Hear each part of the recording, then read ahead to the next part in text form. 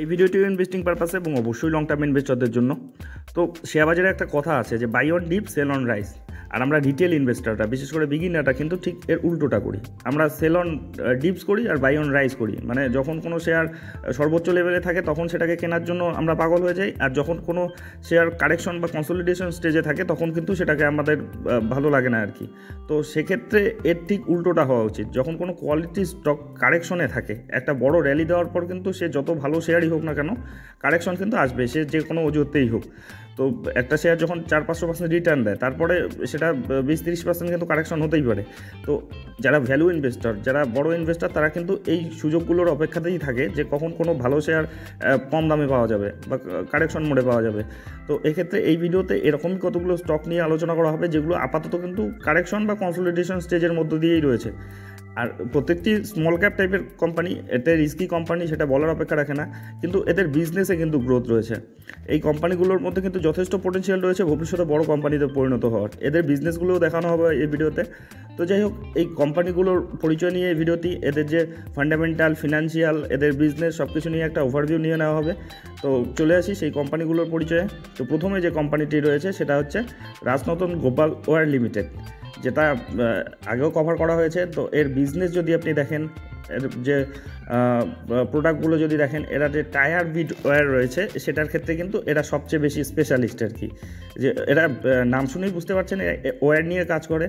এদের product range কিন্তু শুধু টায়ারের যে বিড ওয়্যারটা থাকে সেটা না, এক্ষেত্রে সবচেয়ে পপুলার তারা, কিন্তু তারা এছাড়াও যে মেকানিক্যাল স্প্রিংগুলো হয়, হার্ড পারফরমেন্স স্প্রিংগুলো, তারপরে মেকানিক্যাল স্প্রিং, অন্যান্য স্প্রিং, বিভিন্ন ধরনের স্প্রিং, তারপরে বেডিং সিটিংয়ের জন্য, তারপরে ওয়্যার রোপ, কেবল, তারপরে বেল্ট, যে কনভেয়ার যে বেল্টগুলো হয়, তারপরে অটোমেটিক কেবল, মানে অনেকগুলোই কিন্তু এদের প্রোডাক্ট রয়েছে। প্রোডাক্ট রেঞ্জ কিন্তু অনেকটাই বড় রয়েছে, কিন্তু এরা সবচেয়ে বেশি বিখ্যাত আর কি তাদের যে টায়ার বিডের যে ওয়্যারটা থাকে সেটা তৈরির ক্ষেত্রে। আপনি যদি এদের ক্লায়েন্টগুলো দেখেন, খুব বড় বড় ক্লায়েন্ট রয়েছে। দেখুন, অ্যাপোলো, বিড়লা টায়ার, তারপরে সিএর টায়ার, তারপরে কসো, তারপর গুডিয়ার, তারপরে জিআরআই, মেট্রো, এমআরএফ,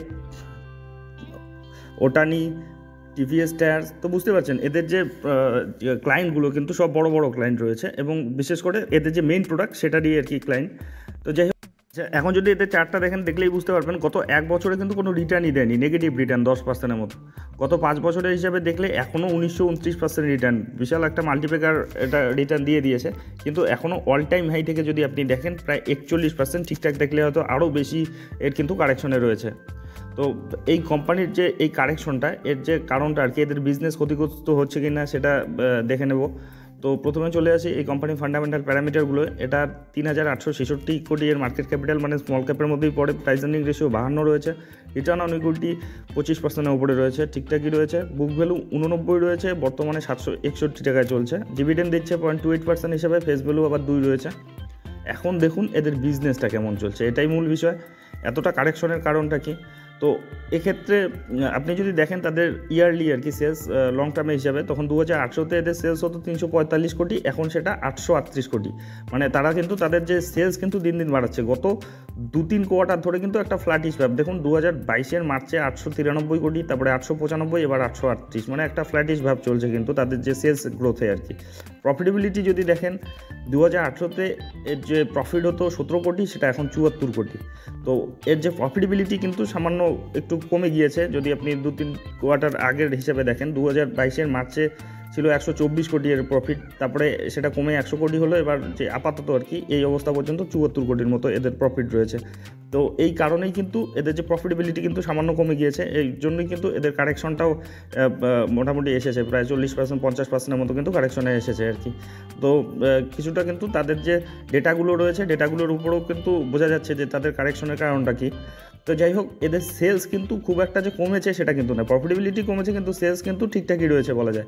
সে ফ্ল্যাটিশ ভাব থাকতেই পারে, কিন্তু যে গ্রোথটা রয়েছে লং টার্মে হিসেবে কিন্তু সুন্দরই রয়েছে।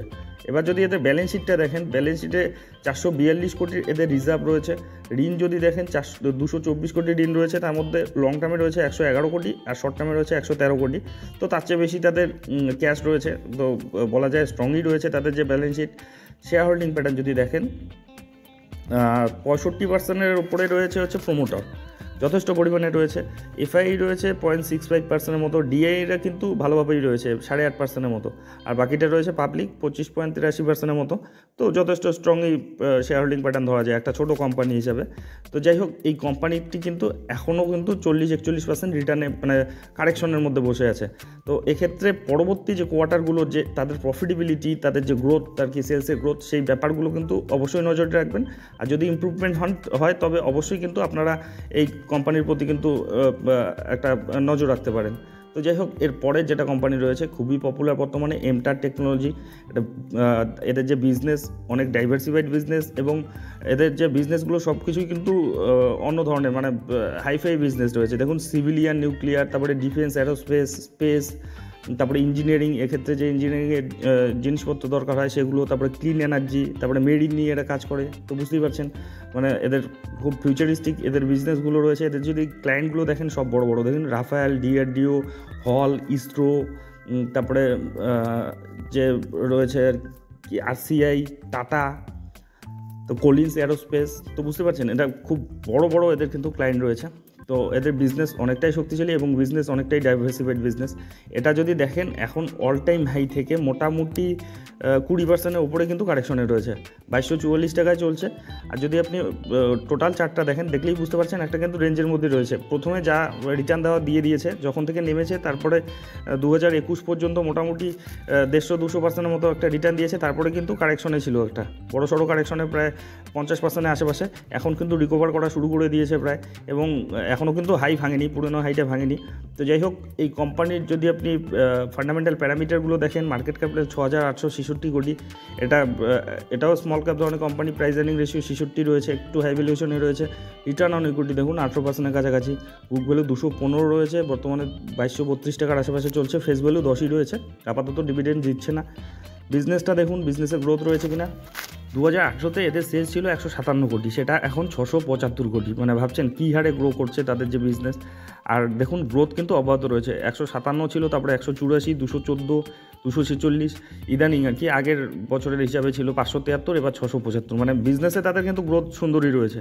প্রফিটেবিলিটি যদি দেখেন, 5 বছর আগে তাদের প্রফিট হতো 5 কোটি, এখন সেটা 103 কোটি। তো বুঝতেই পারছেন জবরদস্ত তাদের গ্রোথ রয়েছে, সেলস এবং প্রফিটেবিলিটি দেখে বোঝা যাচ্ছে। কিন্তু তাদের শেয়ার দরে কিন্তু সেরকম গ্রোথটা দেখা যাচ্ছে না।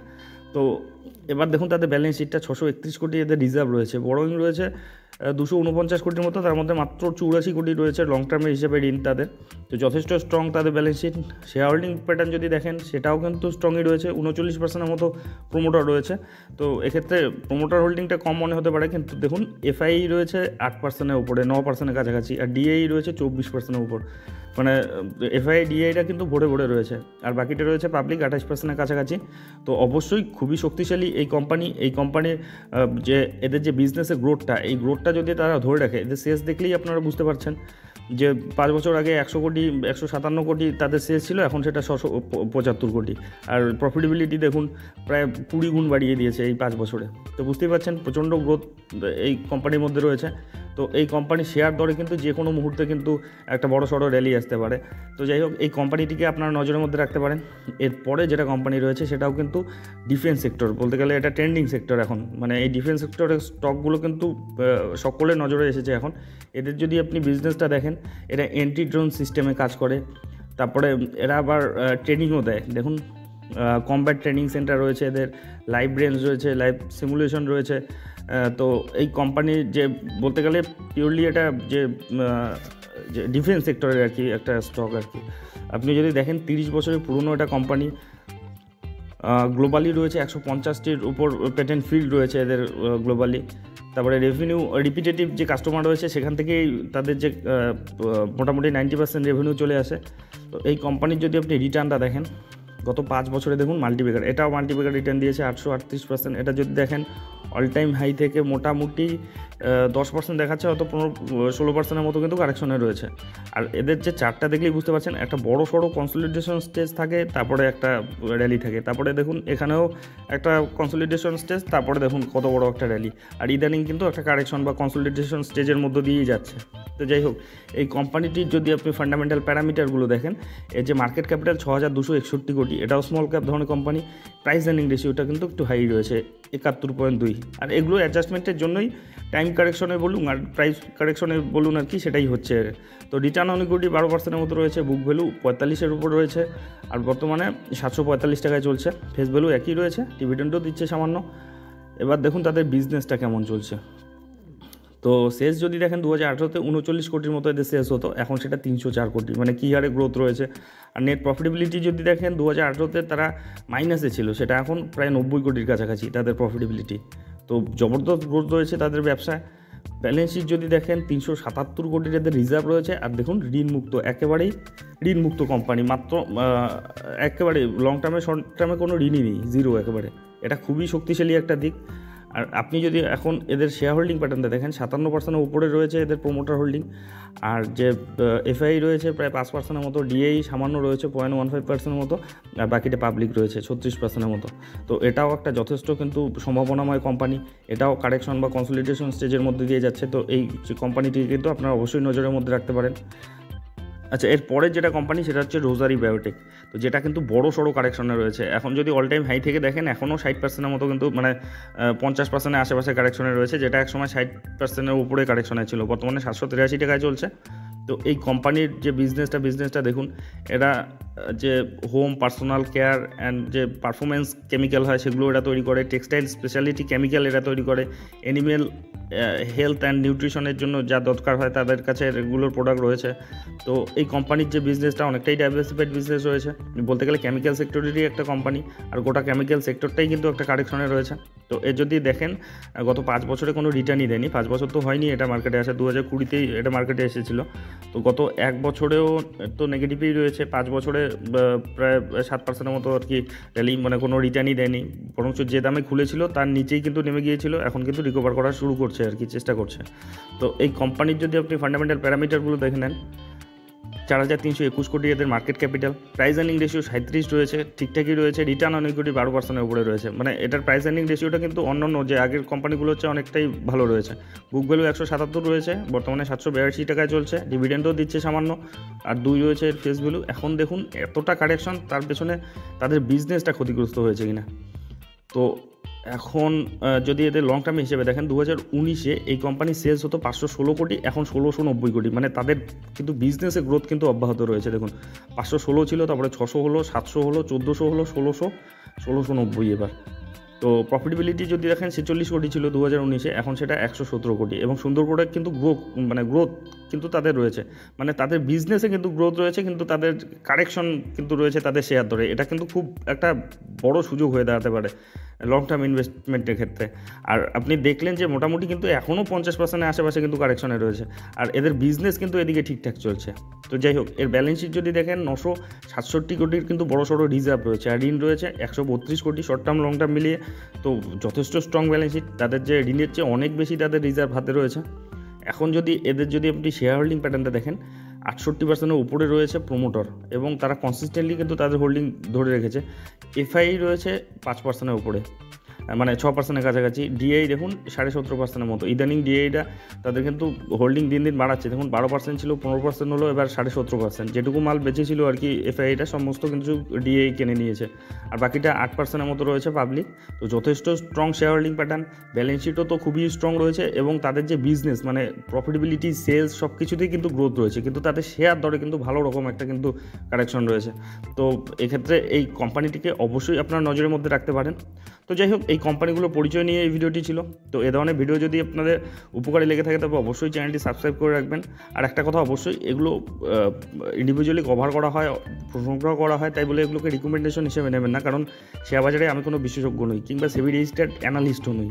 আমি যা দেখছি শিখছি সেগুলোই আপনাদেরকে শেয়ার করছি। আর আপনি যখন ইনভেস্টমেন্ট করতে যাবেন তখন আরও ডিপলি অ্যানালাইসিস করবেন, আপনার যে ফিনান্সিয়াল অ্যাডভাইজার রয়েছে তাদের উপদেশ নেবেন। আর অবশ্যই এগুলো সবগুলোই স্মল ক্যাপ ধরনের কোম্পানি, এগুলো প্রচণ্ড রিস্কি হয়। দেখুন যে কোম্পানিটা মোটামুটি 60% কারেকশন চলে এসেছে, মানে এগুলো যেমন 5 বছরের টাকা আপনাকে 10 গুণ করে দিতে পারে, তেমনি কিন্তু এদের যে কারেকশনগুলো মানে টাকা অর্ধেক করে দিতে এদের কিন্তু 1 সপ্তাহ সময় লাগবে না। তো এক্ষেত্রে রিস্ক ম্যানেজমেন্ট ঠিকঠাক রেখে তবেই কিন্তু ইনভেস্টমেন্টের কথা ভাববেন। তো যাই হোক, ভিডিওটি শেষ